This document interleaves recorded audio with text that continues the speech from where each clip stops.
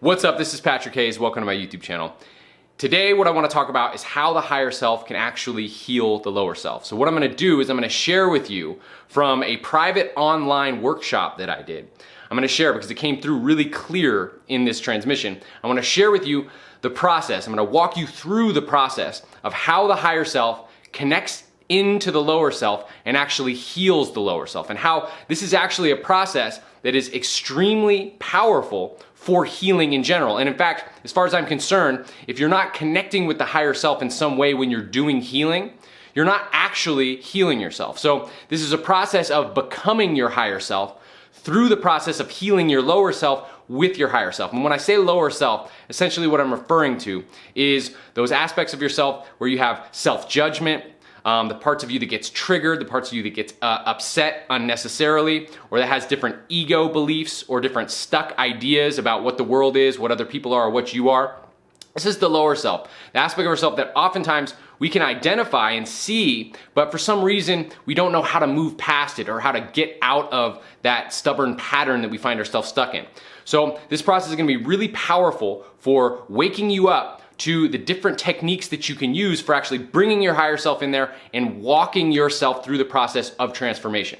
So without further ado, here is the video and enjoy. So what we're going to do is we're going to work with a lot of self-love practices. So a lot of it is like loving yourself, and actually you'll eventually be getting to the relationship with yourself that part of you that maybe gets freaked out or angry or crazy or goes unconscious. It starts to become kind of funny to you.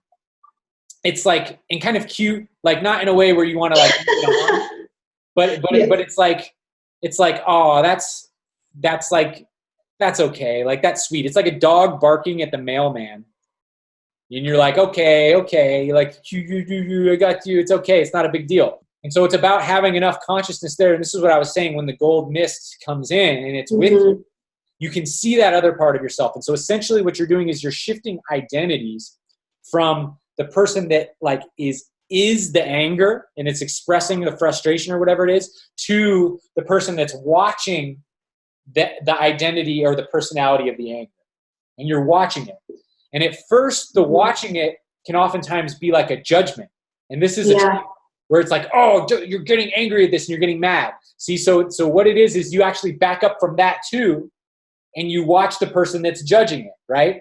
But the space that you're really aiming for is the lover. You love those pieces of yourself. You accept them, you appreciate them, and you have compassion for them. But you don't let them run the show. So it's stepping back. So every time you can interrupt yourself, if you're feeling a certain thing and you can step back, and so it's almost like you feel your face. It's like it's your face. And then you step back, and then it's like, then you have another face and you're looking at this other like version of yourself. And whatever image that is that you see in your mind, then you have compassion for it and you feel love for it.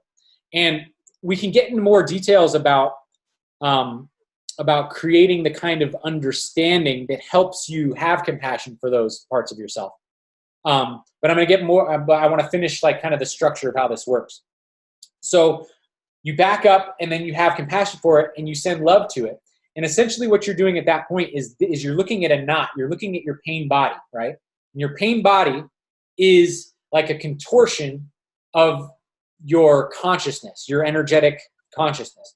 And so in order to untie that knot, you can think of it like a shadow too. It's like you have to shine the light on it.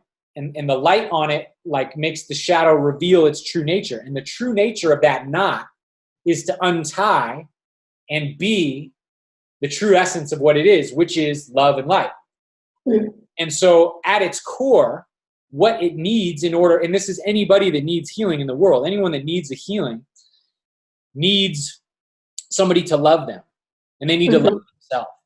Right? Because love will heal everything. Because love is the light that unties the knots. Love is the light that makes the shadow go away. Because the true nature of that person and the true nature of what they truly are is love. And so it needs the light of love for it to realize itself.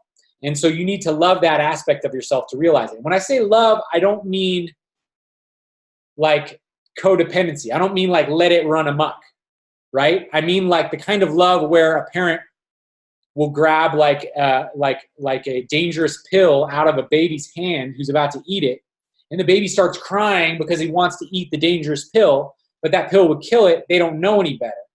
But from compassion, the parent is like, no, you can't eat that. And then it is like, and gives it comfort as it cries, but doesn't let the baby, just take the pill, right? Because some people get love confused. They're like, well, if I love it, then I got to let it do what it's doing. It's like, well, you don't let it run the show. You don't let it guide the ship, right? Mm-hmm. You send love to it and you guide the ship, because the identity that you're now assuming is now like your higher self. Like you're stepping more into your higher self, and the higher self is the one that guides the ship. And so when the lower self acts out, you don't get mad at the lower self, but to get mad is to create conflict within yourself, right? Because then you have conflict. So it's like you have to basically you have to stop judging yourself. You have to start loving yourself, and and so forgiving yourself. And so it's okay. It's okay. And really what it comes down to is that like all of these patterns that we've got, it's like we inherited these things from sick parents, from a sick society, and it's not our fault, right? And it's not truly us either. So oftentimes we'll judge ourselves because it's like we've done this thing so much that we feel like that's our identity. Like, oh, I'm dumb, or like, oh, I'm like so angry all the time, or like I'm this or I'm that. But that's actually not who we truly are. So when we judge ourselves with that, it's like we're making a false judgment about our true nature. And then when we're labeling ourselves with this false nature, and then we're judging ourselves, and we're living inside that conflict. So the idea is to see it more as these are unhealthy patterns in our pain body, and we didn't originate them. So it's not necessarily our fault, but it is our responsibility. Yeah. And so there's no space to get angry at someone else. Like, oh, this person gave me that pattern. My mom gave me this negative pattern, right? Because that's still creating conflict. It comes back to like, what's the feeling inside? Are you feeling love? Have you created a perspective of love surrounding this? And if you haven't, then there's still more work to do, right? So blaming anyone else is going to cause more issues. Getting angry or frustrated at yourself is going to cause more issues. And getting frustrated or angry at yourself for getting frustrated or angry at yourself and not being loving creates more issues also, right? Yeah. And so the idea is that when you find yourself getting into that space where you're judging yourself in some sort of way, that it's like, just love yourself, man. It's like a little kid that's been traumatized, and he just needs a hug, and he's acting crazy because he needs a hug. And the more you can bring that loving part of yourself, so that like when that trigger comes up, you get angry, and then it's like, oh, I'm angry, and then you can feel your pain body come up. It's like, there's the baby that needs a hug. So you're actually like, oh, come here. It's like a kid that just fell and like hit their head really hard. It's like, oh, come here. Let me take care of you. Let me love you. Let me give you compassion, right? And part of being able to develop it is being able to come into that state of compassion outside of your triggers, so that you have access to that perspective. And then when you've built enough of a connection to that perspective, then when you have the trigger come up, then that perspective, you can apply that to it. So the more you can get like in alignment with or the more you can be aware of the particular kinds of triggers that you have, like this has to do with self-doubt, or I have this judgment about myself always being this certain way. Then you can imagine that part of yourself, and there's different ways we could do it. You could say like, go back in time to the part of yourself that like started generating those negative thoughts about you and like all these belief systems and all that. And then you can tune into like the core of it is that when you were a little kid and you took on that program or way of thinking, you started doubting yourself. It was like you were just an innocent little kid. Like you didn't know any better. And you were thinking that way about yourself because somebody else was like projecting it onto you, or because like you had gotten like emotionally traumatized and you didn't know how to process that. And so maybe you processed it in a way like, oh, there's something wrong with me. And she started looking at it that way. But when you actually look back to like how it was generated, it's just this poor little kid that didn't know any better, you know? They started looking at themselves in this negative way because they thought that that's what they were, but they were just confused. And that's so sad, you know, because that's not what they truly are. So when you find yourself getting angry at yourself, it's like, well, actually, that's just that little girl that didn't understand. And so from that perspective, you can look at yourself truly. You are your big sister, and that's just a little girl that didn't understand. And so you have compassion for that part of you. And then from that space, you can feel your pain body moving in your body, and you're feeling that. And you're almost glad to see it, because it's like that's when the healing can happen.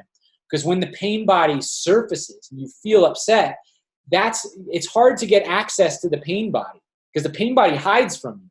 And then all of a sudden you think you're feeling fine, and then it pops out, but then you lose control.